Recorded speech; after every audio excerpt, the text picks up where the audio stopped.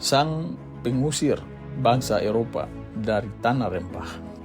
Di sebuah gugusan pulau di timur Nusantara, di bawah bayang-bayang Gunung Gamalama yang menjulang, berdirilah sebuah kesultanan kecil yang kelak mengguncang dunia, yaitu Kesultanan Ternate. Dari tanah inilah rempah-rempah yang harum seperti cengkeh dan pala menjadi penggerak roda sejarah global, memanggil bangsa-bangsa asing datang dengan layar putih dan ambisi yang hitam. Dan dari tanah ini pula lahir seorang pemimpin yang namanya menggaung hingga ke Eropa, yaitu Sultan Baabullah Datu Shah. Beliau bukan sekedar raja, beliau adalah satu-satunya penguasa Nusantara yang berhasil mengusir bangsa Eropa secara total dari wilayahnya pada abad ke-16. Sultan Baabullah lahir sebagai putra Sultan Khairun Jamil, Sultan Ternate ke-26. Sejak kecil, Baabullah tumbuh di lingkungan istana yang syarat pendidikan politik, agama, dan diplomasi. Beliau dibesarkan dalam tradisi Islam yang kuat, sekaligus budaya maritim yang menjadikan laut sebagai halaman depan kehidupan. Namun di masa kecilnya tidak diliputi kedamaian. Pada pertengahan abad ke-16, Ternate telah menjadi pusat perebutan kekuasaan global.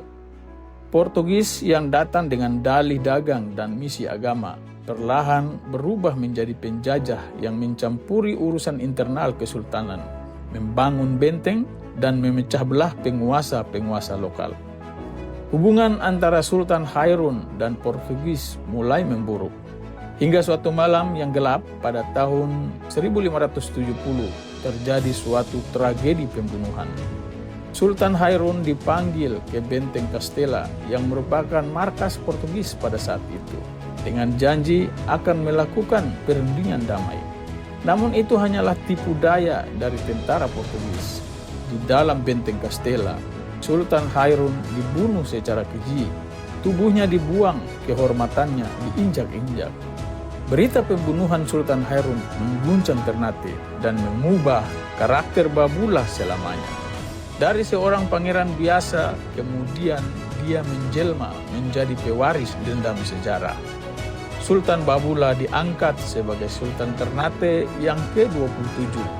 Di hadapan para bobato, ulama, dan rakyat Ternate, dia bersumpah, selama satu orang Portugis pun masih menginjak kaki di tanah Ternate, perang selamanya tidak akan berakhir. Perlawanan Sultan Baabullah bukanlah suatu kisah perang sembarangan. Dia tampil sebagai arsitek perang panjang dalam sejarah perang kolonial Nusantara. Selama 5 tahun penuh, dari tahun 1570 sampai tahun 1575, Sultan Baabullah memimpin pengepungan sistematis terhadap kekuatan Portugis di Ternate. Benteng Castella dikepung dari darat dan laut. Jalur suplai logistik untuk tentara Portugis diputus. Armada laut Ternate bergerak cepat, menyerang kapal-kapal Portugis di sekitar perairan Maluku. Yang membuat Sultan Baabullah istimewa bukan hanya kekuatan militernya, tetapi kemampuan diplomasi regionalnya. Dia mampu menyatukan kekuatan Ternate, Tidore, Bacan, Jailolo, Ambon, hingga wilayah Sulawesi dan Papua Barat. Raja-raja lokal yang sebelumnya diadu domba oleh tentara Portugis kini bersatu di bawah panji-panji perlawanan terhadap kekuasaan Portugis di wilayahnya. Sejarawan Portugis mencatat bahwa pengaruh Sultan Baabullah membentang dari Mindanao hingga Nusa Tenggara dan Papua. Beliau dijuluki oleh musuhnya sebagai Raja dari 72 pulau, penguasa Laut Timur. Pada tahun 1575, setelah pengepungan panjang benteng Portugis dan mereka kehabisan logistik, Portugis pun akhirnya menyerah. Benteng Castella menjadi simbol kekuasaan Eropa di Ternate pun jatuh dan dikuasai Sultan Baabullah. Dan Portugis diusir sepenuhnya dari Ternate. Tidak ada perjanjian tunduk, tidak ada kompromi. Mereka pergi dengan kekalahan mutlak dan memalukan. Ini adalah peristiwa luar biasa dalam sejarah dunia, di mana bangsa Eropa pertama yang diusir total oleh kerajaan lokal di Asia Tenggara. Berita ini mengguncang Lisbon dan Madrid.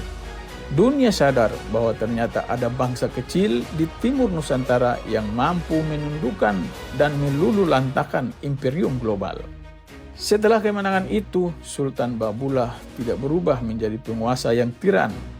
Beliau justru membangun masa keemasan Kesultanan Ternate. Ternate menjadi pusat perdagangan rempah yang bebas bagi bangsa-bangsa Eropa, Arab, dan Cina. Ternate berkembang pesat sebagai kekuatan moral dan politik serta hukum adat dan syariat berjalan secara seimbang. Armada Laut Ternate menjadi kekuatan regional yang disegani di Asia Tenggara. Pedagang Arab, Gujarat, Cina, dan Nusantara datang tanpa paksaan senjata. Sultan Bahabullah memahami satu hal penting, bahwa kemerdekaan tanpa keadilan hanya akan melahirkan penjajahan baru. Sultan Bahabullah wafat pada tahun 1583. Beliau tidak meninggalkan istana yang megah dari emas, tetapi meninggalkan warisan yang jauh lebih berharga bagi bangsa ini, yaitu martabat. Hingga hari ini, nama Sultan Bahabullah hidup dalam tradisi lisan Maluku Utara, hikayat Ternate, catatan sejarah Eropa, dan ingatan kolektif Nusantara. Beliau adalah simbol perlawanan rakyat, bahwa rakyat Maluku Utara tidak pernah pasrah. Maluku Utara pernah menang dalam kompetisi global, dan Maluku Utara pernah mempunyai pahlawan kelas dunia. Sultan Bahabullah mengajarkan kita satu hal penting, bahwa kekuasaan sejati bukan diukur dari seberapa luas wilayah kekuasaannya, tetapi dari karakter dan keberanian melawan ketidakadilan. Di saat dunia hari ini kembali dipenuhi penjajahan gaya baru, baik invasi ekonomi, budaya, dan narasi ancaman global, namun kisah Sultan Bahabullah berdiri sebagai pengingat generasi kita saat ini, bahwa tanah kecil bisa melahirkan pemimpin besar, dan sejarah tidak selalu ditulis oleh pemenang, tetapi oleh mereka yang berdiri tegar dan berani melawan.